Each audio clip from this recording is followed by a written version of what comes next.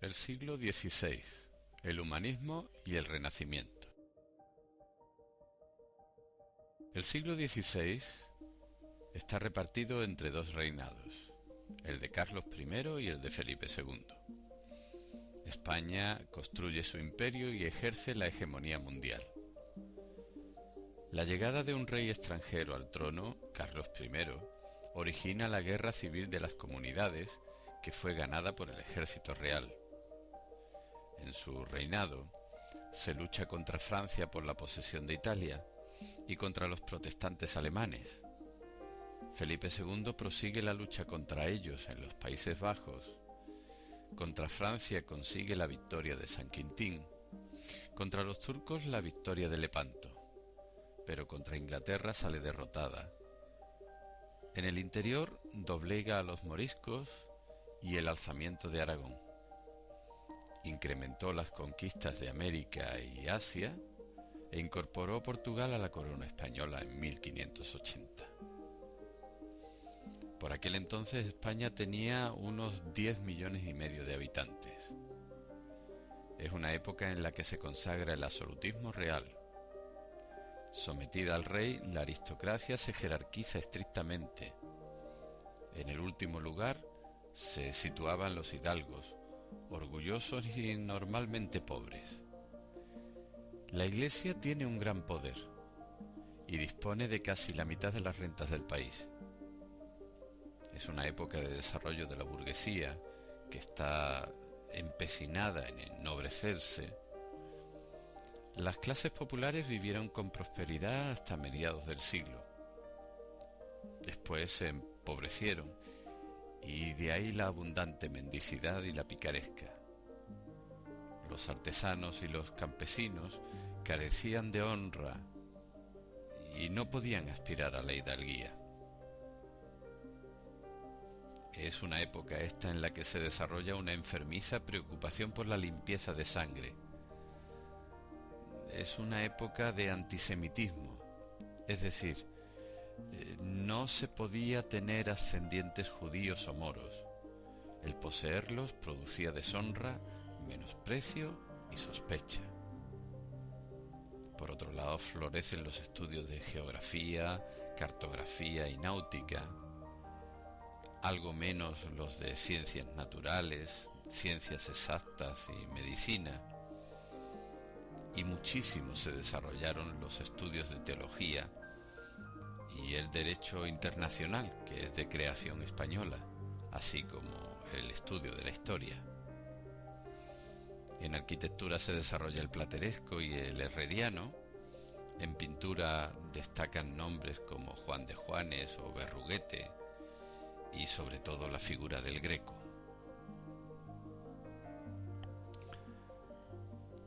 Europa en esta época sufre hondas conmociones, sobre todo con la Reforma protestante y con el humanismo. La Reforma rompe la unidad cristiana de la Edad Media y aparta de la Iglesia Católica a países como Alemania, Inglaterra, Suiza y Países Bajos. España, por su parte, defiende el papado en el terreno político e induce la convocatoria del Concilio de Trento para afirmar la doctrina católica. El protestantismo establece que el hombre estaba predestinado a condenarse o a salvarse desde su nacimiento, y por ello el cristiano se podía ocupar de los asuntos mundanos como si éste no fuera un lugar de paso. Simultáneamente, el catolicismo emprende su propia renovación con la Contrarreforma en los países que siguieron fieles a Roma.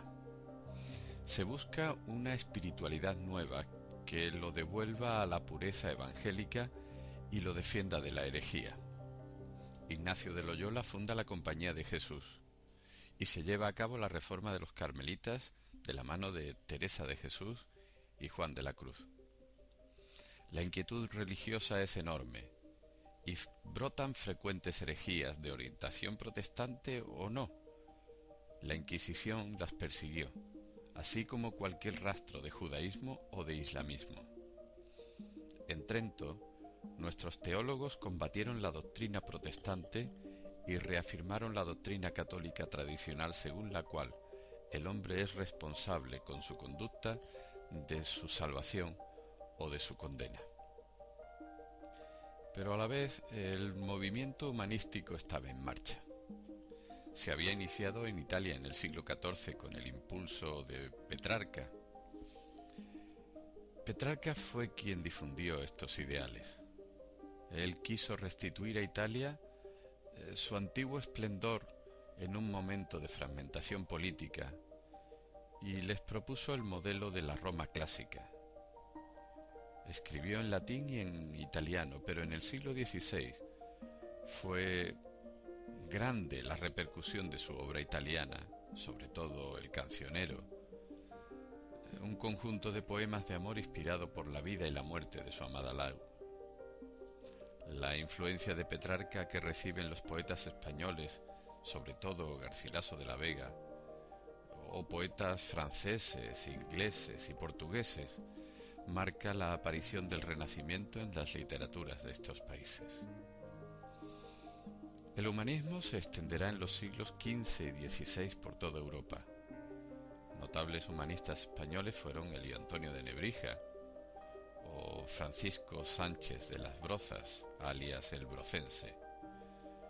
Pero el humanista del siglo XVI más influyente fue el holandés Erasmo de Róterdam, que fue un hombre dotado de gran capacidad satírica que contribuyó a la difusión de los clásicos y fue un fustigador de las malas costumbres eclesiásticas. Él propugnó en primera persona una espiritualidad cristiana auténtica, pero no quiso incorporarse, sin embargo, a la Reforma protestante. El humanismo instaura una actitud que, sin cuestionar en general lo religioso, impone el reconocimiento de los derechos terrenales de los humanos. Los humanistas hablan de la dignidad del hombre, independizan la filosofía de la teología y desean que la razón actúe en zonas antes reservadas exclusivamente a la fe revelada. Creen que ese ideal antropocéntrico ya lo había vivido la antigüedad grecorromana y que el cristianismo medieval lo había sustituido por un teocentrismo absoluto. Por ello emprenden la restauración de los ideales clásicos mediante la recuperación y estudio de textos griegos y romanos olvidados. Es por eso por lo que la actividad humanística pasa forzosamente por el estudio de las lenguas clásicas, en que tales tesoros estaban escritos, y que los grandes tratadistas y literatos antiguos fueran objeto de imitación y de veneración. Las lenguas griega y sobre todo latina son el camino inexorable que conduce a la recuperación de la dignidad del hombre que los humanistas se proponen. El Renacimiento es un movimiento europeo que a lo largo del siglo XVI aplica los ideales difundidos por los humanistas a todas las actividades culturales e incluso a las políticas. En todas esas actividades se adoptan modelos clásicos y se adaptan a los nuevos tiempos. El ejemplo de los grandes modelos impulsa también una fuerte creatividad original.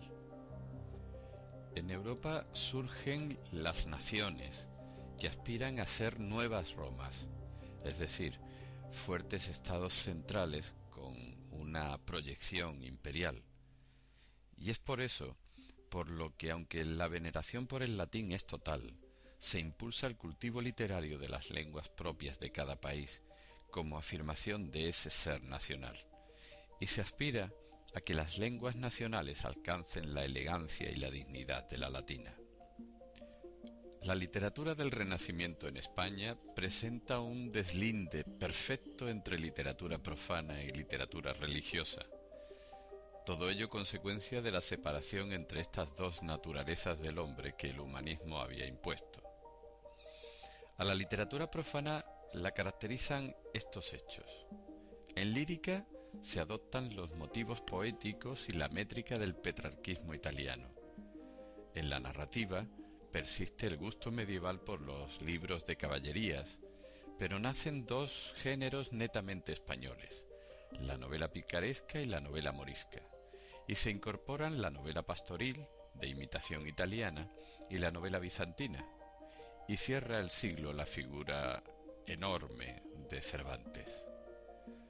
La literatura religiosa, por su parte, de gran calidad, tanto en prosa como en verso, se manifiesta con escritores de la grandeza de Fray Luis de León y con el desarrollo de la ascética y de la mística.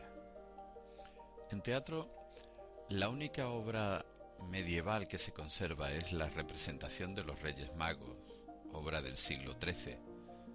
Sin duda hubo más textos, representados también en los templos, que se han perdido.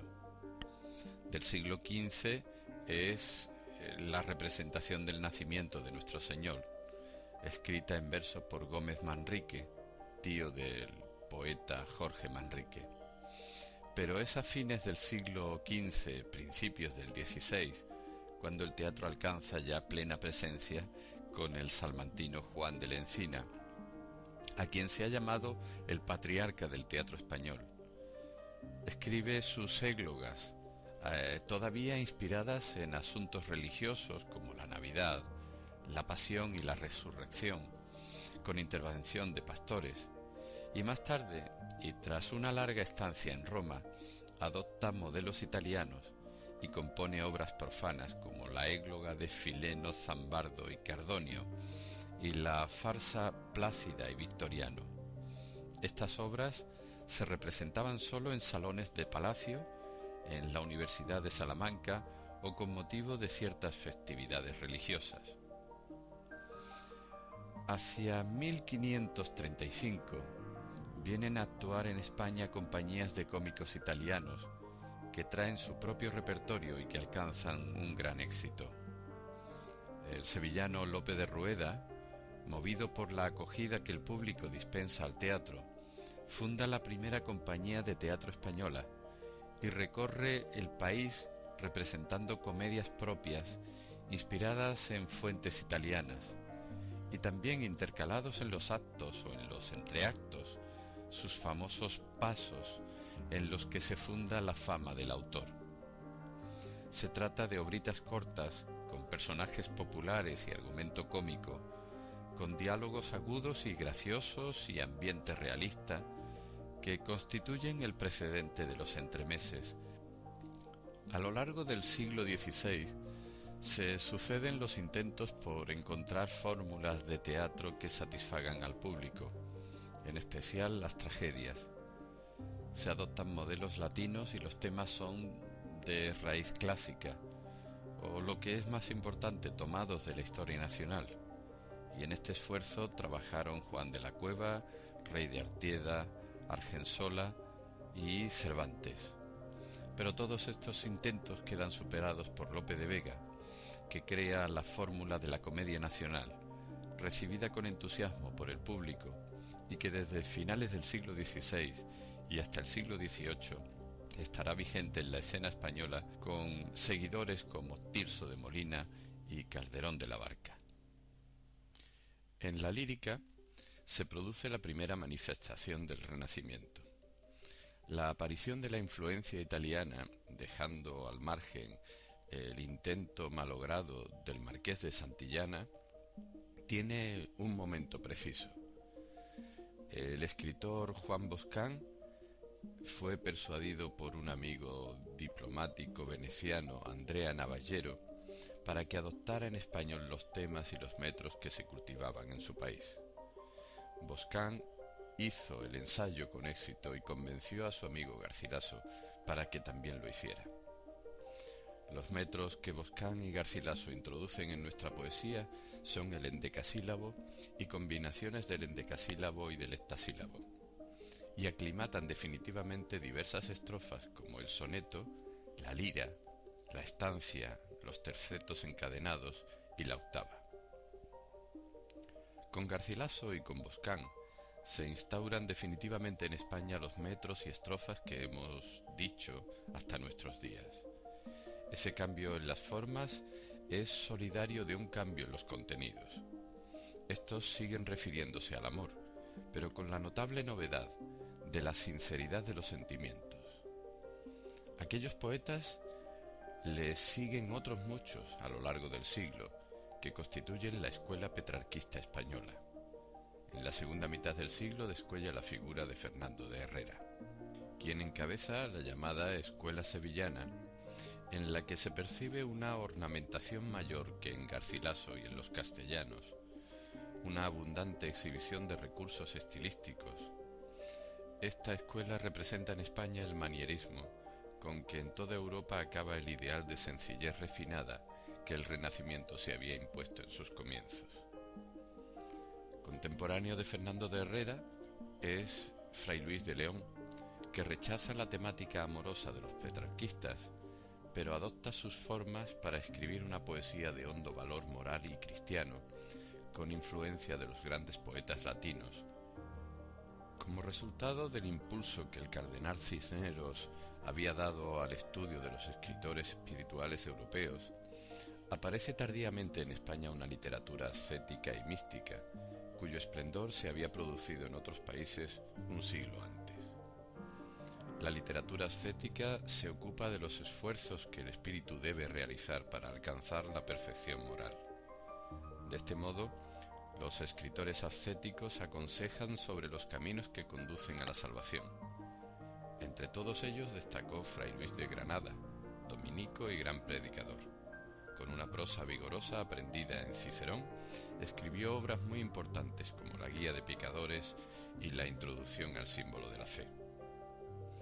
La literatura mística trata en prosa y en verso de los fenómenos difícilmente describibles que experimentan algunos justos, los místicos, al entrar el alma por la oración en contacto directo con Dios. La ascética es una parte de la mística. Todo místico debe ser asceta, pero no todos los ascetas logran vivir experiencias místicas. Estas son un regalo de Dios a almas absolutamente excepcionales. Según los místicos, el alma, hasta llegar a la unión con Dios, pasa por tres fases o vías. La vía purgativa, mediante la penitencia, se desentiende del mundo y sólo ansía la presencia de Dios. La vía iluminativa. El alma queda iluminada por un saber especial, nada parecido al saber mundano, cuando se ha sometido en todo a la voluntad divina. Y la vía unitiva, en la que se funde con Dios mismo, produciéndose el éxtasis, en el que se anulan todos los sentidos. El gozo que entonces se produce es inefable, no se puede describir con palabras. Escritores místicos de gran talla fueron Santa Teresa de Jesús y San Juan de la Cruz. Durante la primera mitad del siglo XVI, el género novelesco dominante fue el de los libros de caballerías, que son el resultado de una transformación fantasiosa de los poemas épicos medievales, sobre todo franceses. El más importante de todos ellos fue el Amadís de Gaula, que en 1508 había arreglado Garci Rodríguez de Montalvo, basándose en una versión medieval hoy desconocida. El género caballeresco tuvo muchos cultivadores, muchas veces disparatados, que gozaron del favor popular. Tales libros fueron censurados por los moralistas porque, según decían, eran engañosos y excitaban perniciosamente la imaginación. Dejaron de escribirse definitivamente, pero no de leerse, cuando Cervantes publicó El Quijote en contra de ellos. A mediados del siglo XVI surgen otros géneros novelescos que disputan a los libros de caballerías el gusto de los lectores. Los principales serán la novela pastoril, la novela morisca, la novela bizantina y la novela picaresca. La primera novela pastoril que se publicó en España fue la titulada La Diana de Jorge de Montemayor. El género había sido creado en Italia por Sannazaro, cuya novela Arcadia fue traducida e imitada en toda Europa. En estas novelas, unos pastores refinados en un campo idealizado y bello, aman, padecen de celos, lloran, cantan hermosas canciones, sufren encantamientos, alcanzan unos el amor de sus pastoras y otros lo pierden irremisiblemente. La expresión está cuajada de epítetos, es exquisita y artificiosa. Cultivadores de este género fueron Cervantes y Lope de Vega. Se llama novela bizantina al género que se introdujo a raíz de la traducción del relato Teágenes y Clariclea, escrita en griego en el siglo III después de Cristo por Heliodoro, narrador de Bizancio. A imitación de esta novela, que describe las fantásticas aventuras de dos amantes por lugares y tiempos imaginarios hasta que logran reunirse, se escribieron varias en España durante el siglo XVI, y ya en el siglo XVII cultivaron también el género Cervantes y Lope de Vega. La primera novela morisca de nuestras letras es la titulada Historia del abencerraje de la hermosa Jarifa, de autor desconocido. Estas novelas típicamente españolas narran imaginadas peripecias entre cristianos y moros que rivalizan en cortesía y gentileza durante la Reconquista.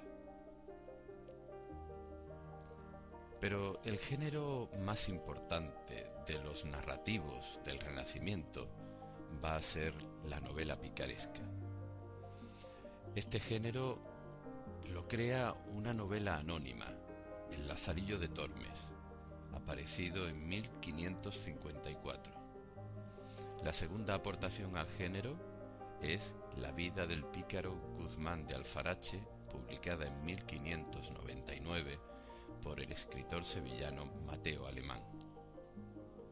En el siglo XVII continuaron publicándose novelas picarescas como La pícara Justina, de Francisco de Úbeda, La vida del escudero Marcos de Obregón, de Vicente Espinel, y sobre todo El Buscón, de Francisco de Quevedo. Los rasgos principales que configuran el género picaresco, establecidos en lo esencial en el Lazarillo y en el Guzmán, son los que siguen. El protagonista, el pícaro o la pícara, narra su propia vida. Es un relato, por tanto, autobiográfico. Desde la infancia, la narrativa hasta entonces solo contaba con protagonistas adultos. Es hijo de padres sin honra y empieza declarándolo cínicamente. Además es ladrón y utiliza tretas ingeniosas para robar.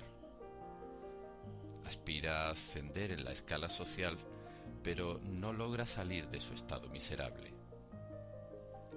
Cuando parece que ha logrado un éxito en sus planes, le sucede una desventura.